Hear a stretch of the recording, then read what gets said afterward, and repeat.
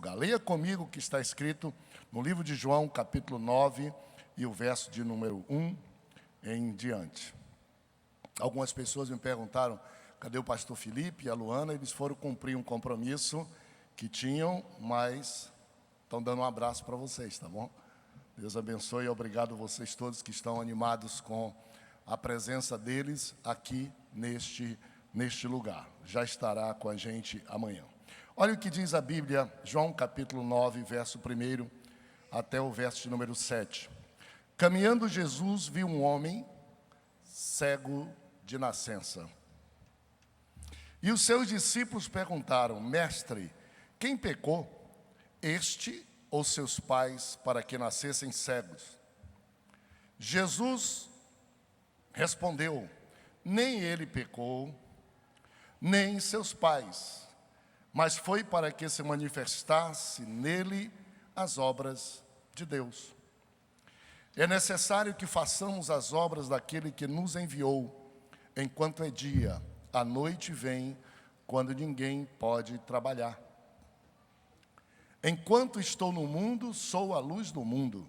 Dito isso, cuspiu na terra, e tendo feito lodo com saliva, aplicou nos olhos do cego. Disse-lhe, vai, lava-te no tanque de Siloé, que quer dizer enviado. Ele foi, lavou e voltou vendo. Esse é um milagre inédito. Esse milagre, ele é um milagre assim, um milagre singular. Em outras partes da Bíblia, se fala de Jesus ter interferido em situações que apareceram desde nascença com as pessoas. Nos evangelhos, não. Esse é o único que faz questão de dizer que esse cego era de nascença. Tem alguma coisa diferente. Por exemplo, no livro de Atos, o coxo que foi curado à Porta Formosa, é dito que ele era de nascença também. Mas nos evangelhos, o único dos milagres onde o detalhe de João nos é dado, ele era um cego de nascença. O que significa que para Deus não há mais difícil e não há mais fácil, mas para o ser humano há. Para o ser humano a gente sempre fica dizendo assim, ele ficou cego, eu vi ele perder a vista, eu estou indo ao médico, o médico está cuidando do meu problema visual, e a gente diz assim, perdeu, dá para voltar. Ou, antes de perder, o médico ajuda para não perder totalmente. Quantas pessoas dizem, estou perdendo essa, mas essa eu não quero perder, assim. Nesse caso, a Bíblia faz questão de descrever que ele nasceu com esta limitação, ou seja, nunca pôde ver, por alguma razão que não é explicado na Bíblia, mas para Deus não faz tanta diferença. É tanto que é muito simples a fórmula de Jesus, uma fórmula que talvez algumas pessoas até desprezariam e diriam assim, eu não sei se eu gostei da forma como Jesus fez isso aí. Agora imagine só a gente querendo definir como é que Jesus tem que fazer para resolver problemas que nós não sabemos resolver. É preciso ser muito caprichoso, né? Dizer, eu só quero se for desse jeito. Tem um monte de gente que condiciona Deus e as pessoas na vida porque quer dizer, só se for dessa forma. A grande questão é que começa já do princípio. Diz a Bíblia Sagrada que caminhava Jesus e viu um homem cego de nascença. O cego de nascença, ele não tinha nem como se dirigir. Ele não tinha como ver. Ele não tinha nem como ir ao encontro. Ele não tinha quem o ajudasse naquele tempo. A Bíblia diz, caminhou Jesus e viu um homem cego de nascença. Diferentemente daquele cego lá de Jericó, que a turba fazia barulho e dizia que já era ele que via, e era anunciado há muito tempo, esse aqui estava perdido na multidão. Esse aqui estava sem nenhuma esperança. Esse aqui estava totalmente solitário. Esse aqui estava sem nenhuma expectativa na vida, já estava acostumado, adulto, sem nunca ter visto, e escondido e desaparecido no meio do povo, diz a Bíblia. Jesus caminhando, foi ao encontro deste cego. Eu acho isso espetacular. Eu vou terminar muito cedo hoje, Mas vou querer terminar exatamente dizendo que, como este cego, muitas pessoas que ainda que tenham visão e toda a saúde, vivem na escuridão, no anonimato, vivem sem nenhuma esperança, vivem escondido, vivem sobre o manto da incerteza, até que Jesus lhe encontra, até que Jesus lhe vê, até que Jesus, que está procurando, conhece a tua alma, faz com que você tenha a oportunidade de voltar a ver em algum aspecto da vida que não é só a visão física, a visão espiritual, a visão do seu futuro, da sua família, para você se erguer, para você ter fé, para você se ver com valor suficiente, capaz de lutar contra as agruras e adversidades da vida que se apresentam para você.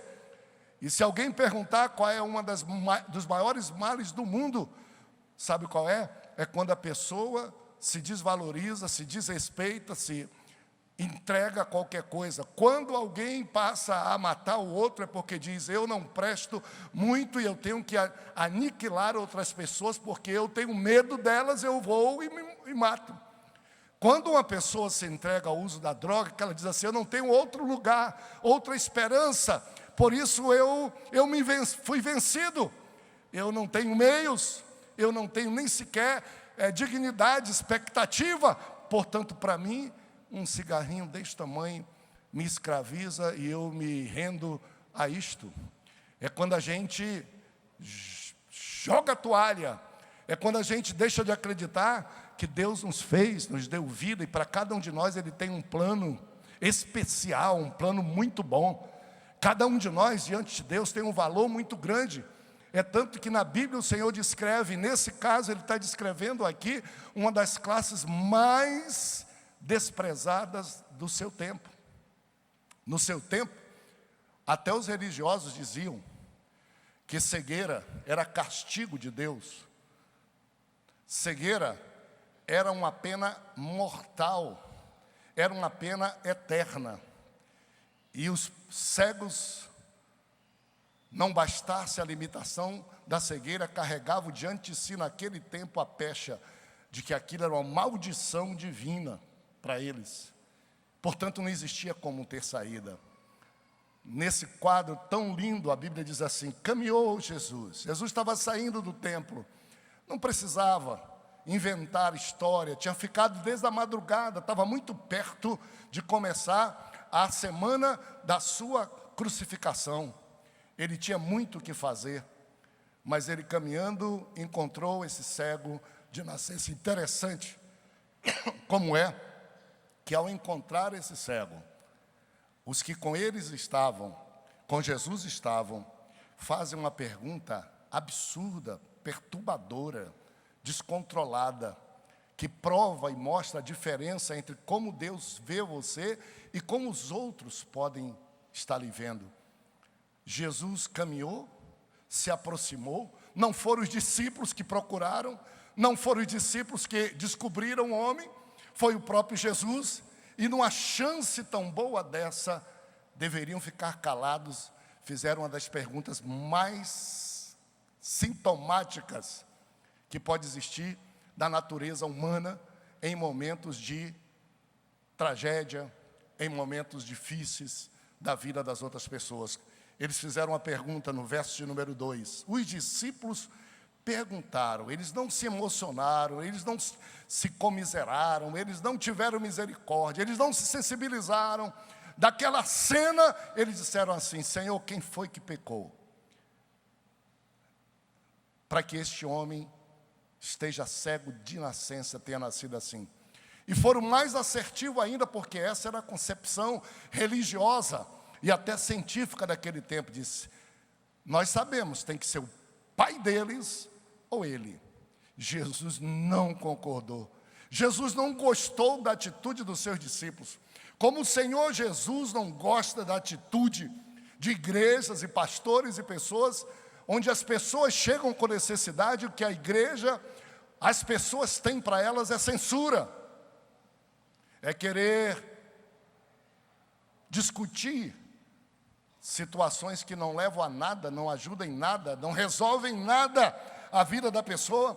E aqueles discípulos tiraram de dentro do seu coração, né, da sua alma, uma pergunta que o cego de nascença ouviu. Ele não era surdo, ele era cego. Tem gente que não tem cuidado em falar com as pessoas.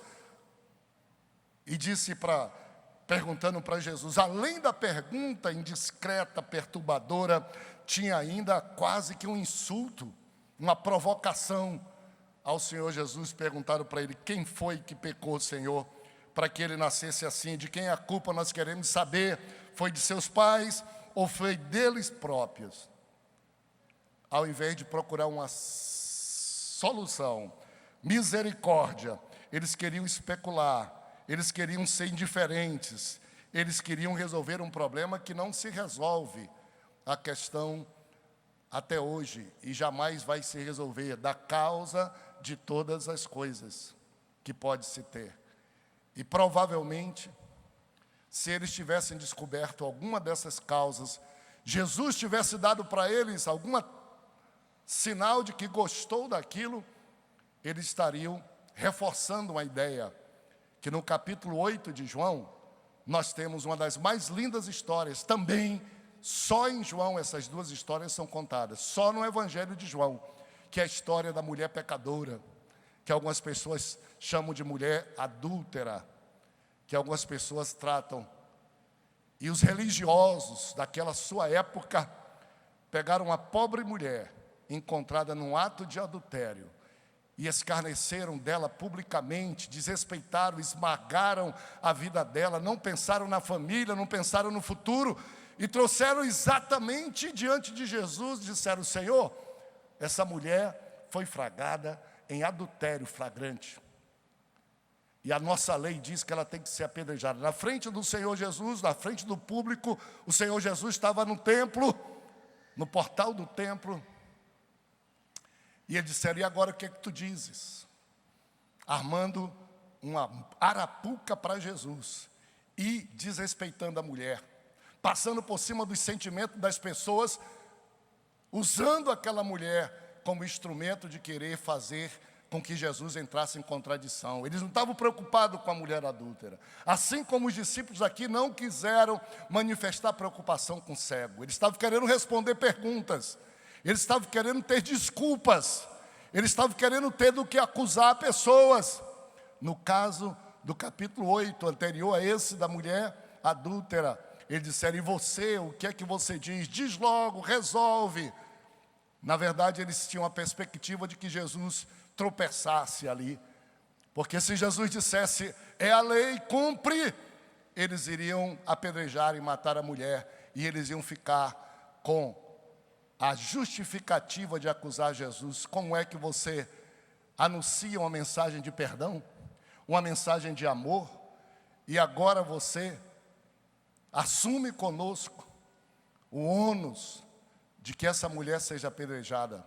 A impressão que eu tenho lendo a Bíblia é que essa mulher quase nem merecia o título de mulher adúltera no sentido que nós sabemos hoje.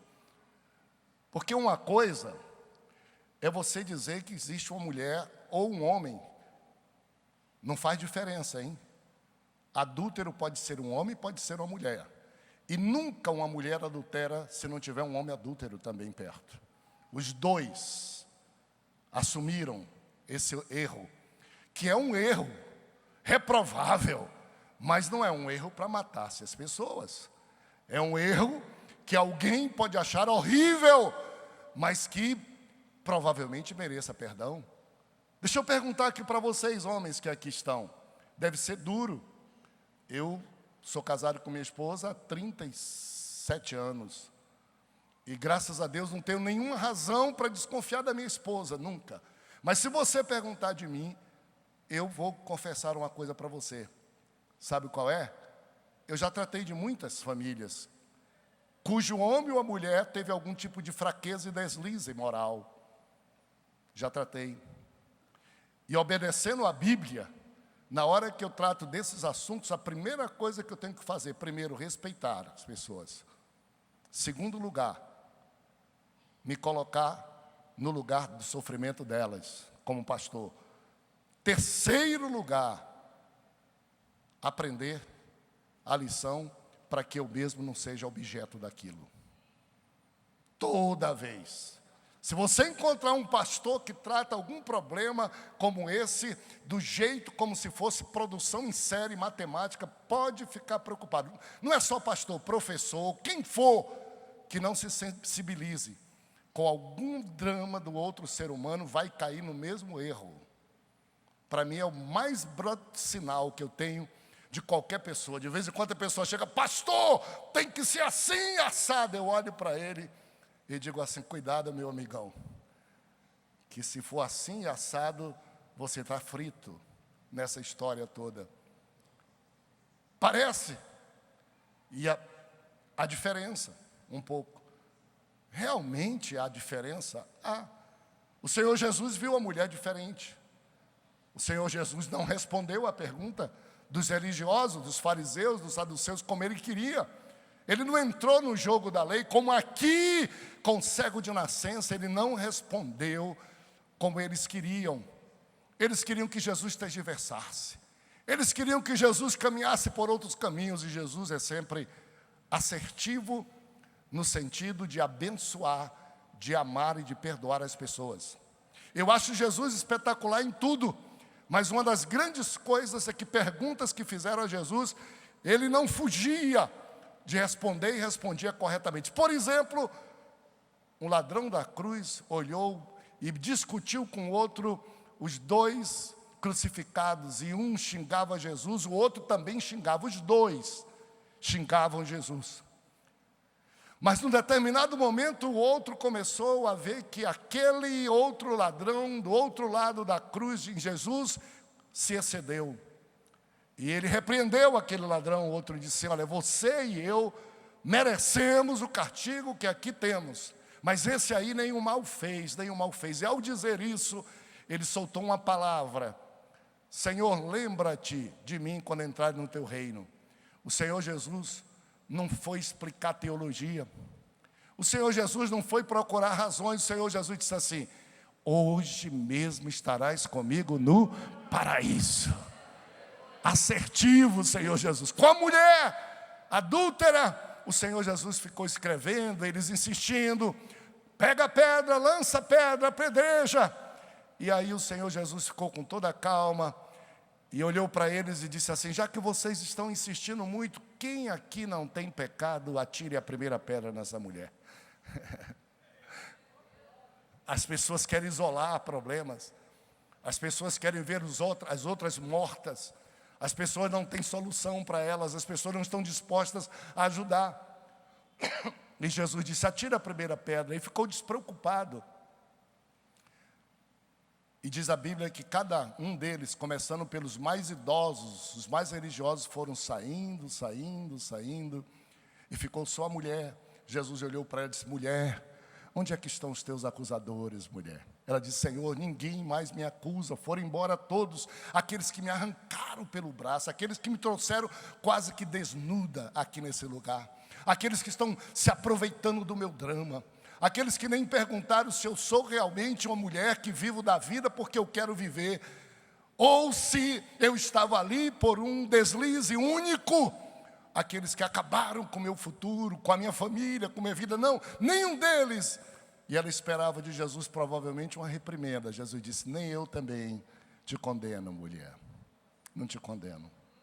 Olha, vá em paz e não peques mais. Alguém de nós pensa assim, poxa, o Senhor Jesus disse, olha, vá em paz e tem cuidado para não pecar mais, senão na próxima vez eu vou. Não foi isso não que Jesus disse. Jesus disse com carinho, Jesus disse com amor, Jesus disse com autoridade, Jesus disse com respeito, Jesus disse como quem tem consciência de que as pessoas erram, mas elas merecem oportunidade de perdão, elas merecem se acertar na vida. E para uma pessoa acertar na vida depois de um erro cometido, só existe um remédio, compreensão e perdão e graça de Deus. O Senhor disse, vai mulher e não peques mais. Não se ouve mais daquela mulher frequentando o mesmo ponto, apanhado por ninguém e voltando à prática daquilo que ela fazia. com o nosso cego de nascença, que coisa maravilhosa, Jesus encontrou. Os discípulos perguntaram quem pecou, ele disse, nada de pecado aqui, crie juízo, crie vergonha. Essa não é a hora de acusar, essa não é a hora de apontar, essa não é a hora de esmagar, essa não é a hora de bater. Isso fica para o diabo, ele vem para roubar, matar e destruir. O diabo é que, essa droga que você não pode sair dela, o diabo está querendo te acabar via ela.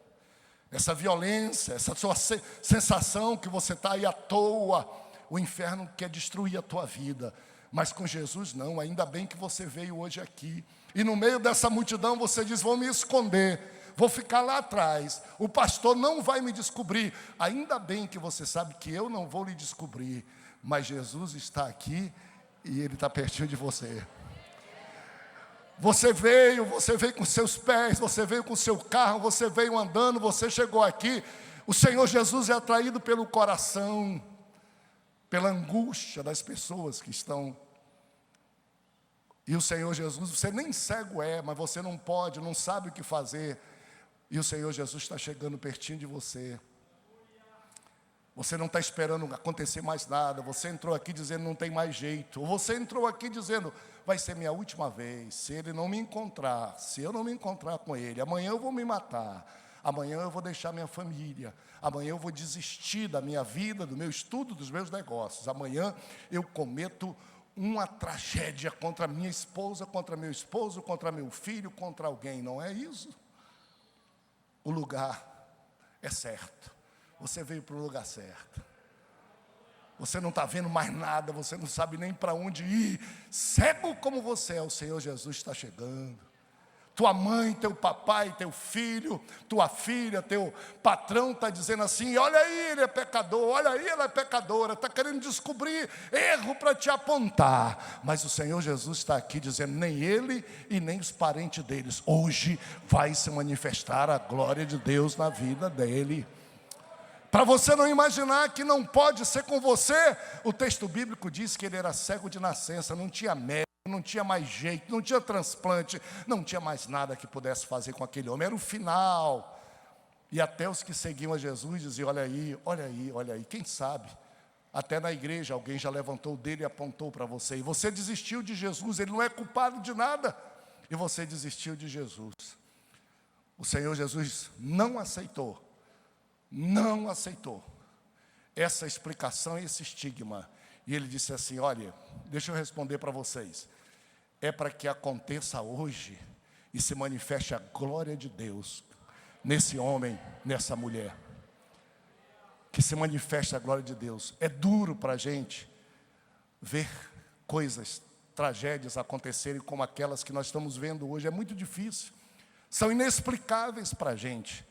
Mas, meus amigos, nós precisamos, nesse momento, mostrar o nosso amor, fazer alguma coisa, algum ato que diga que nós não estamos procurando culpa nos outros para nos eximir do nosso gesto que devemos fazer de misericórdia para quem passa por situações extremas como aquele homem. E o Senhor Jesus disse isso. Jesus não quis dizer que esse homem nunca havia pecado, essa não é verdade. Não quis dizer isso não. Jesus quis dizer que em momentos trágicos é que se abre uma porta para quem está melhor manifestar-se, se é melhor do que aquele que está passando pelo problema.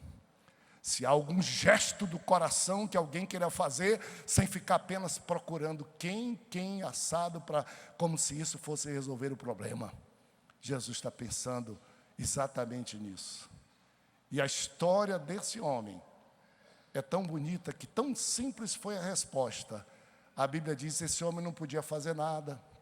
Jesus não perguntou muito, ele não viu o que Jesus fez. Ele só ouviu o que Jesus falou. Jesus fez um lodo, um colírio em pasta, desse que a gente compra, às vezes a gente paga caro. Eu gostaria tanto se fosse de Jesus, desse que mamãezinha, a querida mamãe da gente, que o cego não tinha mais perto dele, e a gente bate com a cabeça, a mãezinha vem, deixa eu dar um beijinho aí para curar, e a criança sai dizendo assim, já fiquei bom. Esse placebo que é assim, bateu, está vermelho, tá. Papai diz assim, passa. Todos nós fazemos isso. A gente faz na gente mesmo. Está sujo, a gente está sujo de açaí. Aí não tem outra coisa, a gente tira o sujo do açaí. O Senhor Jesus demonstrou cumplicidade. O Senhor Jesus demonstrou respeito. O Senhor Jesus demonstrou ser alguém que queria confabular com Ele. E o Senhor Jesus disse assim, vai lá no tanque de Siloé, lava aí. E a Bíblia diz que ele foi, lavou e viu. Foi, lavou e viu. Foi, lavou e viu. Gente, que coisa maravilhosa. Realmente em qualquer lugar, alguém chamaria atenção mais para o milagre que Jesus fez do que para outra coisa. Hoje Deus botou no meu coração chamar atenção para mim e para você. Cegos, eles não têm condição de achar e de procurar. Cegos são achados e procurados. Cegos são pessoas que constroem sua vida num limitado espaço, sem expectativa nenhuma. Se ninguém for, ninguém se importar, ninguém interferir, ninguém demonstrar interesse, cegos ficam cegos o tempo todo. E pessoas ficam isoladas e escondidas, presas nos seus pecados e sem esperança nenhuma.